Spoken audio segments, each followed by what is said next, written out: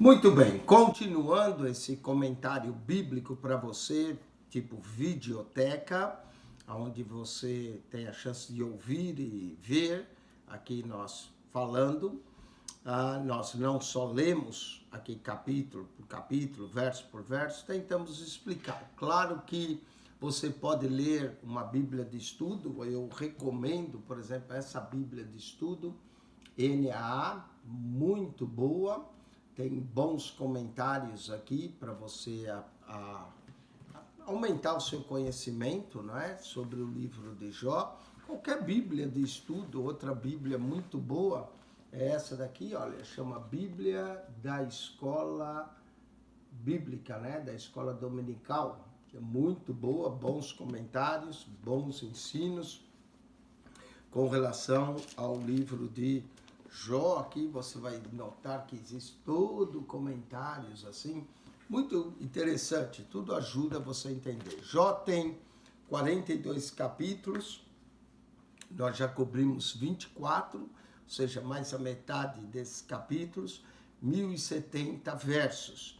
E o livro de Jó está dividido em prólogo, diálogo, né? Quando Jó fala, seus amigos respondem, fala cada um na sua ordem. Bildad fala, são 3 sessões de diálogos, sendo que agora nós vamos ter, ele faz Bildad e Zofar, essa é a ordem, não é? E aqui nós vamos encontrar Bildad falando pela última vez, Zofar na última vez não fala, né? Olhando seus amigos, ele faz o mais velho, mais entendido, não é? E ele tenta justificar, acusa Jó de não ser reto. Bildad é tradicionalista, Deus não perverte o direito para Bildad, e Zofar é moralista, Deus jamais ignora a iniquidade de alguém. Eliú é mais jovem e apresenta um Deus mais misericordioso. Vamos ver então o capítulo 25, Bildad fala bem pouco, essa é outra característica interessante, você vai notar que os amigos de Jó cada vez falam menos, não é? E Jó cada vez fala mais, ou seja, eles vão perdendo os argumentos com Jó. Alguns sugerem que eles vieram, na verdade, até para perturbar Jó e aumentar o seu sofrimento, fazendo um papel do inimigo, visto que o próprio Deus diz que eles não falaram corretamente acerca de Jó. Vamos lá, capítulo 25. Então respondeu Bildad, o suíta, e disse: como com ele estão o domínio e o temor. Com ele aqui é Deus, né? Com ele estão domínio e temor. Ele faz paz nas suas alturas. Deus tem o domínio, o poder. Porventura tem número os seus exércitos. Interessante, os anjos, né? São chamados de exércitos de Deus. Ela diz que são inumeráveis. E para quem não se levanta a sua luz? Para quem não se levanta a sua luz? São perguntas feitas para quem não se levanta a sua luz. E Jesus falou isso, né? Deus faz com que o seu sol venha sobre justos e injustos. Ou seja, a sua luz vem para os justos e injustos. Como, pois, seria justo o homem perante Deus? O problema de o homem se justificar. Como se justifica o homem perante Deus? E como seria puro aquele que nasce da mulher? Ou seja, do jeito que eles estão falando, todo mundo que nasce da mulher ou nasce com a semente do pecado.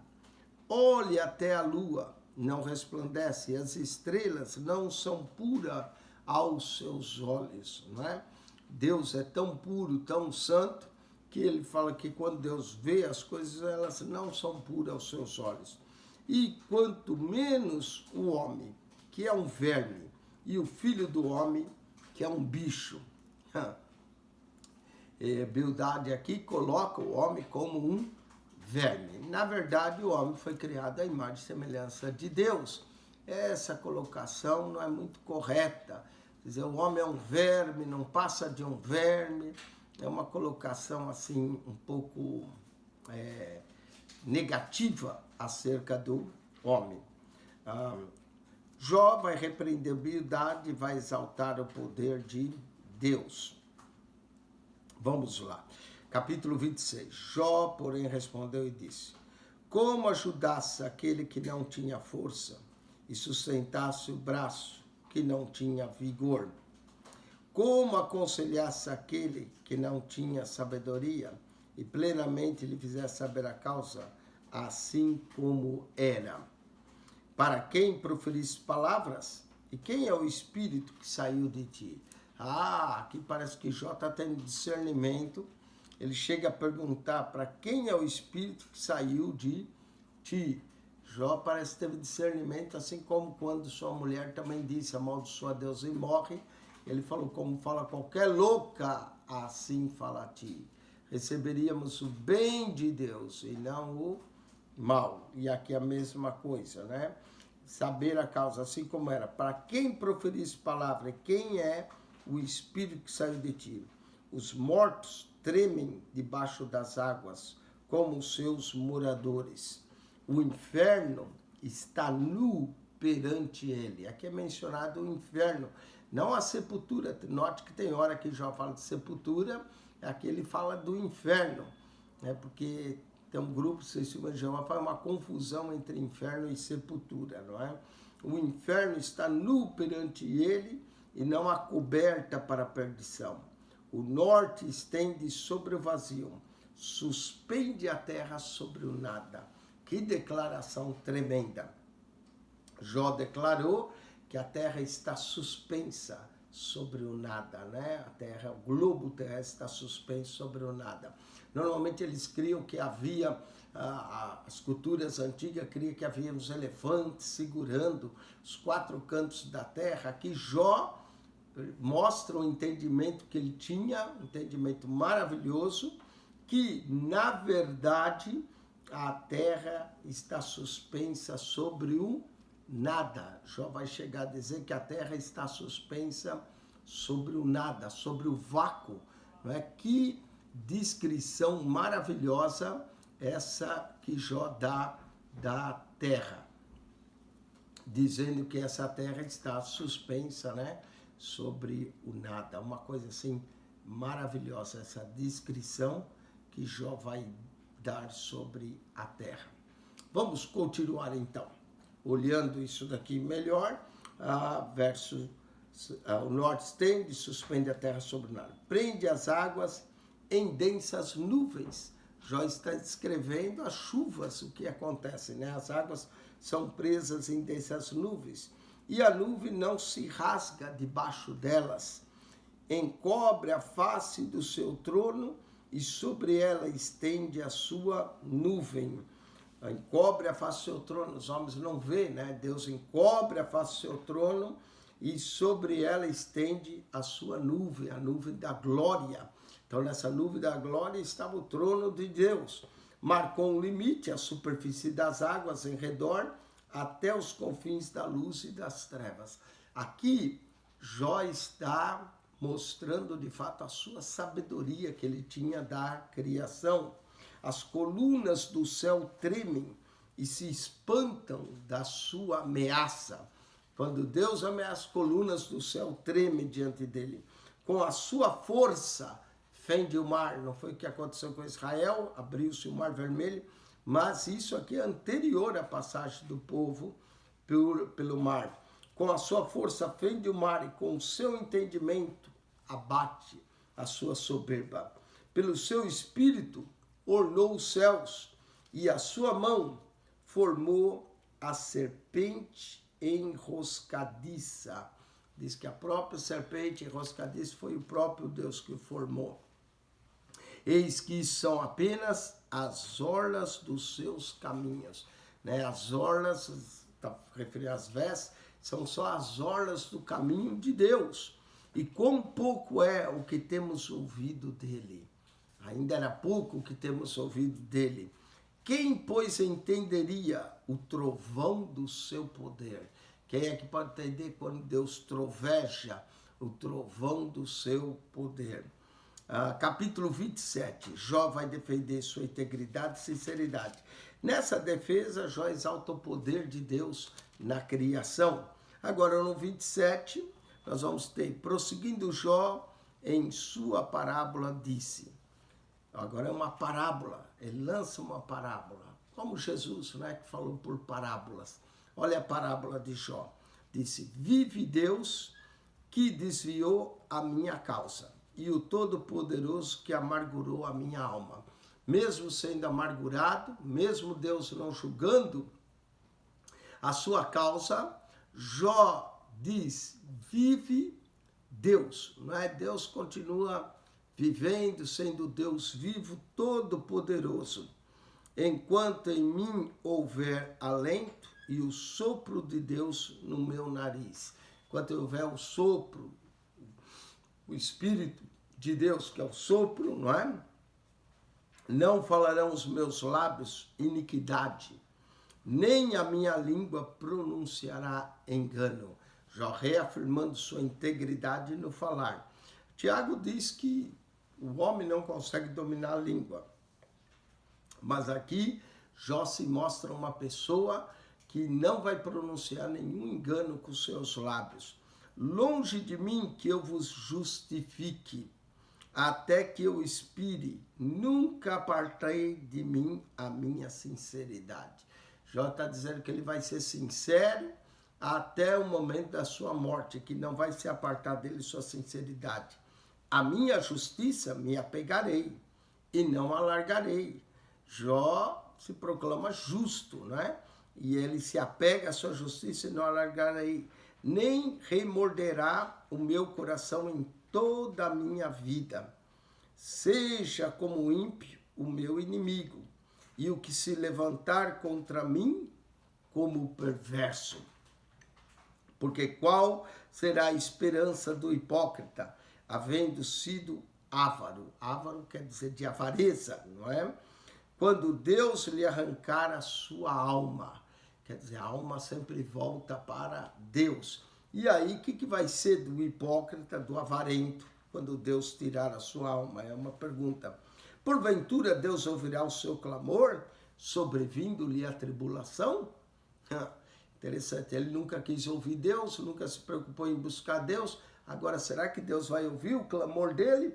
Ou deleitar-se-á o Todo-Poderoso, ou invocará Deus em todo o tempo?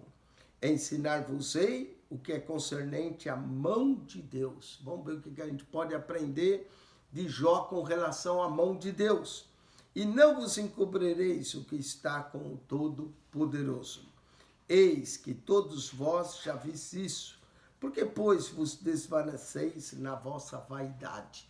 Olha o termo vaidade aparecendo aqui, lembra o livro de Eclesiastes, né? Vaidade, tudo é vaidade, tudo passa. Salomão escreveu o livro de Eclesiastes e menciona a vaidade aparece também aqui no livro do Jó. Eis qual será da parte de Deus a porção do homem ímpio, e a herança do que os tiranos receberão do Todo-Poderoso. Vamos ver qual vai ser essa herança. Se os seus filhos se multiplicarem, será para a espada. E os seus renovos se não fartarão de pão. Não é? Então, a herança do homem ímpio, os filhos vão à espada e os renovos dele não vai se fartar de pão. Os que ficarem dele na morte serão enterrados, e as suas viúvas não chorarão. Olha só, as viúvas nem iam sentir falta, não é? Desses ímpios. Diz que as viúvas deles não chorarão. Normalmente a mulher chora quando o marido morre, mas essas aqui não iam nem chorar pela morte de seus maridos, não é? Essas viúvas. Se amontoar prata como pó e aparelhar vestes como lodo.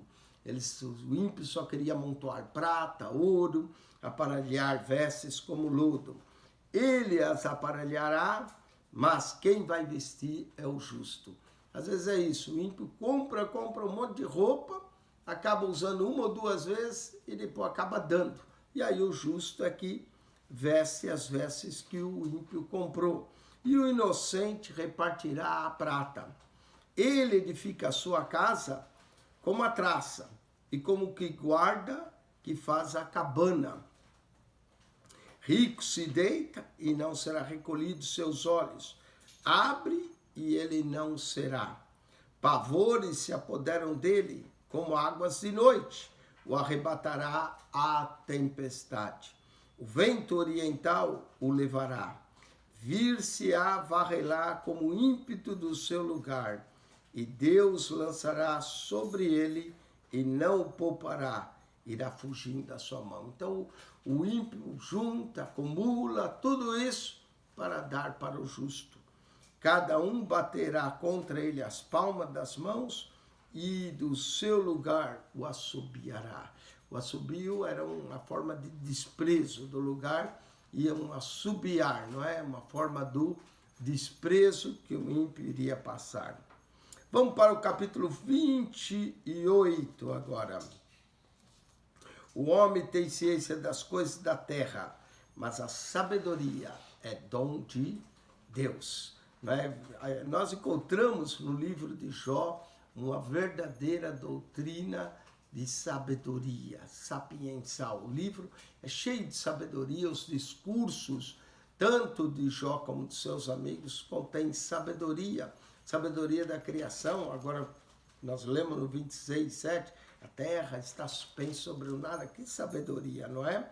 Vamos ver, o homem tem ciência das coisas da terra, o homem conhece as coisas da terra, mas a sabedoria é dom de Deus, é a sabedoria que vem do alto. Tiago menciona, né, que a sabedoria que vem do alto é pura, é justa, é sabedoria que nós devemos buscar, não é a sabedoria que vem do alto. Na verdade, vamos começar capítulo 28. Na verdade, há veios de onde se extrai a prata, e para o ouro, lugar em que se derretem. Não é? Tem lugar de extrair a prata, tem lugar de derreter o ouro. O ferro tira da terra, e da pedra se funde o metal. Né? O metal é fundido da pedra. O homem pôs fim às trevas, e até a extremidade ele esquadrinha, procurando as pedras na escuridão e na sombra da morte. Transborda o ribeiro, até o junto dele habita, de maneira que não se pode passar a pé. Então intervém o homem e as águas se vão. A terra de onde procede o pão, embaixo é revolvido como por fogo. As suas pedras são lugar da safira e tem pós de ouro. Ele está falando das riquezas da terra, ferro, metal, ouro, prata.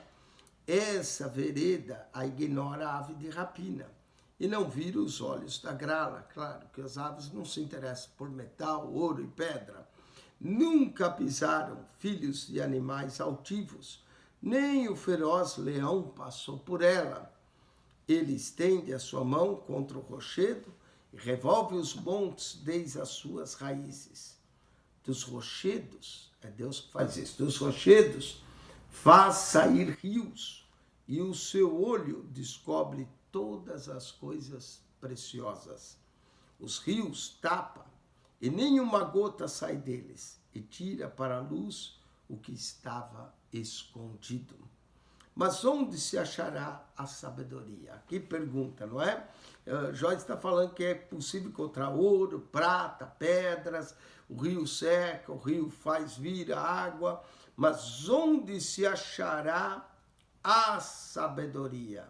E onde está o lugar da inteligência? Que pergunta aqui em Jó, capítulo 28, verso 12.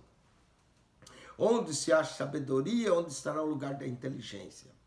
Verso 13, o homem não lhe conhece o valor, não se acha na terra dos viventes.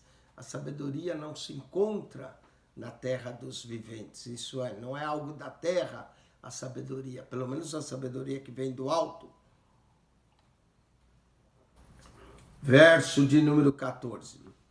Agora, Jó faz, né, uma espécie de uma parábola, Jó faz as coisas falarem, como o abismo diz, imagine só se o abismo pode falar, mas o abismo diz, não está em mim, e o mar diz, olha, é interessante essa parte de fazer com que as coisas criadas ganhem voz, não é? O abismo diz, não está em mim, o mar diz, ela não está comigo, não se dará por ela ouro fino, ou seja, não se pode comprar a sabedoria com ouro, nem se pesará prata em câmbio dela. Não pode pagar com ouro, nem com prata.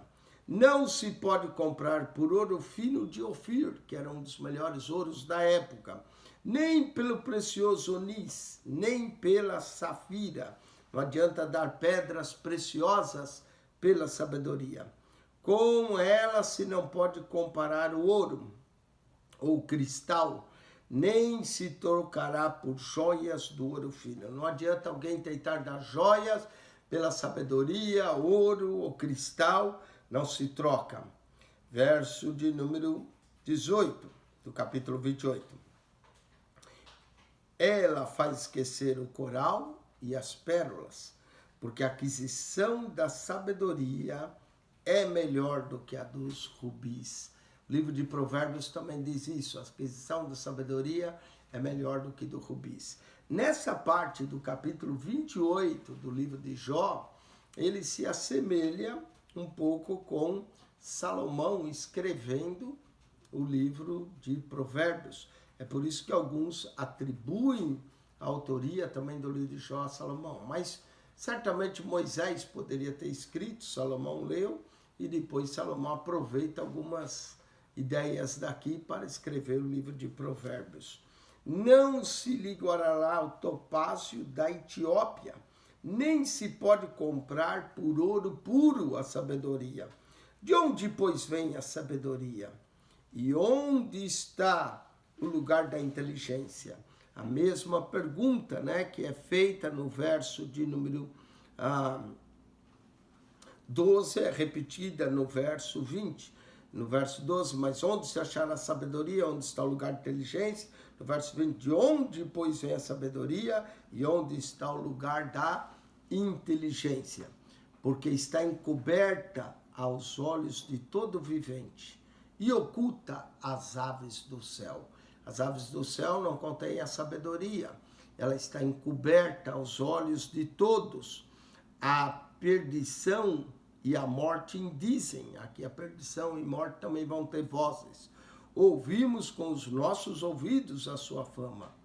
Deus entende o seu caminho e ele sabe o seu lugar, porque ele vê as extremidades da terra. Ele vê tudo o que há debaixo dos céus. Aqui Deus vê tudo, Deus sabe, porque Deus vê tudo, Deus sabe tudo, Deus conhece tudo. Quando deu peso ao vento e tomou a medida das águas. Olha só, Deus consegue dar peso ao vento e medir das águas. Quando prescreveu uma lei para a chuva e caminho para o relâmpago dos trovões. Quando os relâmpagos trovejam, né, o relâmpago vem, Deus encontra até o caminho. Então viu e a manifestou, estabeleceu e também a esquadrinhou.